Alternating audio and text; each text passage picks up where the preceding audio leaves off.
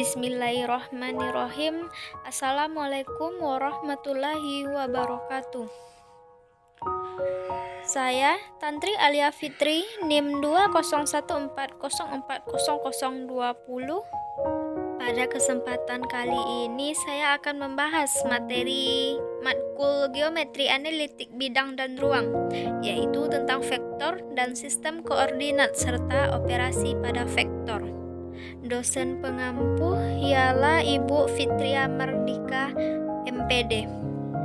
Baik teman-teman, pembahasan pertama kita yaitu vektor dalam ruang dimensi 3.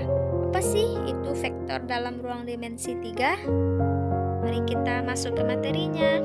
Oke, kita masuk ke materinya ya teman-teman, yaitu tentang vektor dalam ruang dimensi 3. Di dalam ruang-ruang dimensi 3, suatu titik dinyatakan dengan komponen. Komponen apa saja ya kira-kira teman-teman? Mari kita masuk ke slide berikutnya. Oke, yang pertama ialah absis. Apa ya absis? Yang kedua yaitu ordinat. Serta yang ketiga ialah aplikat. Kira-kira apa ya yang akan kita bahas? Baik, yang pertama misalnya dx1, y1, z1 vektor posisi terhadap titik 0. Dari D adalah dx1, y1, z1 sama dengan x1 i vektor ditambah y1 j vektor dan tambah y1 k vektor. Vektor i j k berturut-turut adalah vektor-vektor satuan yang searah dengan sumbu-sumbu x positif, y positif, dan z positif. Catatan ya teman-teman, teorema vektor pada bidang sama dengan definisi dan teorema untuk vektor ruang. Perbedaannya hanya terletak kepada banyak komponennya saja ya teman-teman. Oke teman-teman, sekarang kita masuk ke contoh soal ya.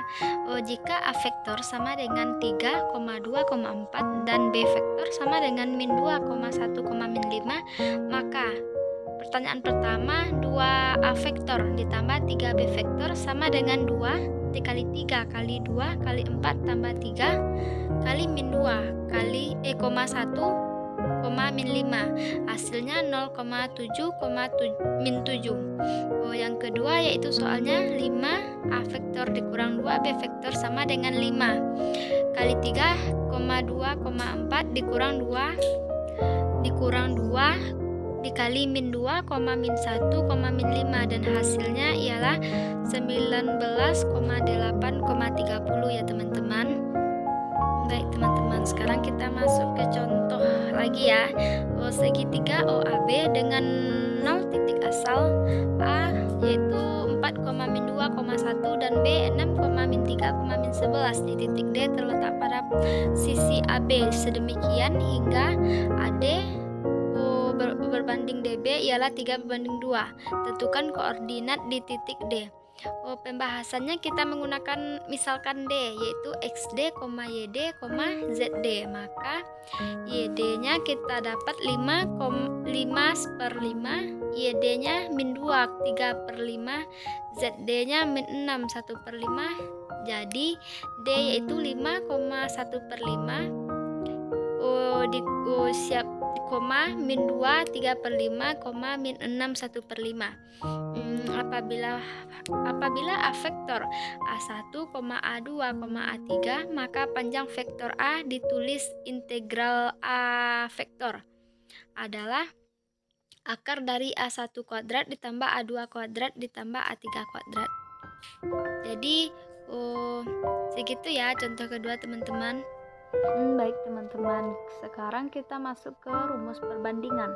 Jika A vektor sama dengan x1, y1, z1 adalah vektor posisi di titik A dan vektor B ialah x2, y2, dan z2 adalah vektor posisi di titik B serta C terletak pada ruas garis AB sedemikian sehingga AC berbanding CB yaitu M berbanding N, maka vektor posisi titik C adalah vektor C sama dengan N A vektor ditambah M B vektor dibagi M tambah N. Apabila vektor posisi titik C adalah C vektor, XC, YC, dan ZC, maka diperoleh hubungan XC, YC, ZC sama dengan N kali X1, Y1, Z1 ditambah M kali X2, Y2 tambah Z2 per M tambah N.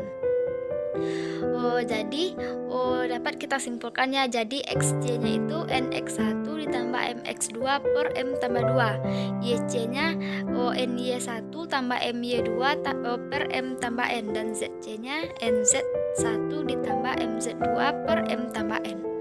Mungkin sekian dari rumus perbandingan ya teman-teman.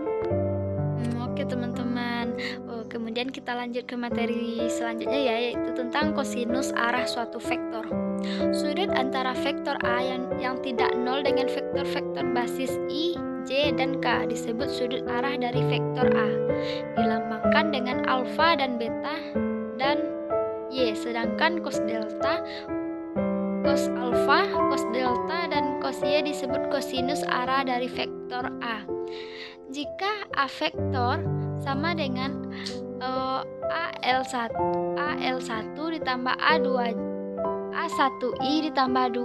ditambah A2J ditambah A3K, maka kosinus arah dari A adalah cos alfa sama dengan A1 per A berbanding cos delta per A2 per A, cos Y yaitu A3 per A, dan cos alfa sama dengan 1, cos beta sama dengan M, dan cos Y sama dengan N. Baik teman-teman, untuk catatan ya, I, M, N disebut dengan kosinus arah vektor A. Masing-masing menyatakan harga kosinus dari sudut yang dibentuk oleh vektor tersebut dengan ketiga sumbu kerangka acuan. Ternyata komponen vektor sebanding dengan kosinus arahnya. Dari kosinus arah diperoleh hubungan cos 2 delta ditambah cos kuadrat beta ditambah cos kuadrat Y sama dengan 1.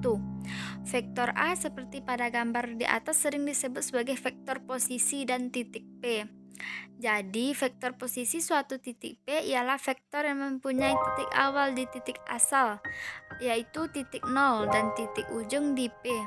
Dengan demikian, vektor posisi P 2, min 6,4 dapat dinyatakan dengan OP, yaitu 2I kurang 6J ditambah 4K dan menjadi 2, min 6,4. Jadi berasal dari OP itu berasal dari P yang dimasukkan ke dalam rumus ya teman-teman. Baik teman-teman, sekarang kita masuk ke hasil kali silang dua vektor. Definisi perkalian silang dua vektor atau cross product, yaitu perhatikan ilustri gambar. Jika vektor A tidak sama dengan 0 dan vektor B tidak sama dengan 0 dalam ruang dapat diputar tanpa mengubah besar atau arah masing-masing, sehingga titik pangkalnya berimpit dengan kaidah tangan kanan atau ulir kanan. Didefinisikan bahwa vektor A dikali vektor B sama dengan vektor E, vektor A, vektor B, sin delta, kemudian 0 kecil sama dari delta kecil sama dari V. Dengan E vektor, yaitu vektor satuan yang tegak lurus vektor A dan B, delta sudut antara vektor A dan vektor B,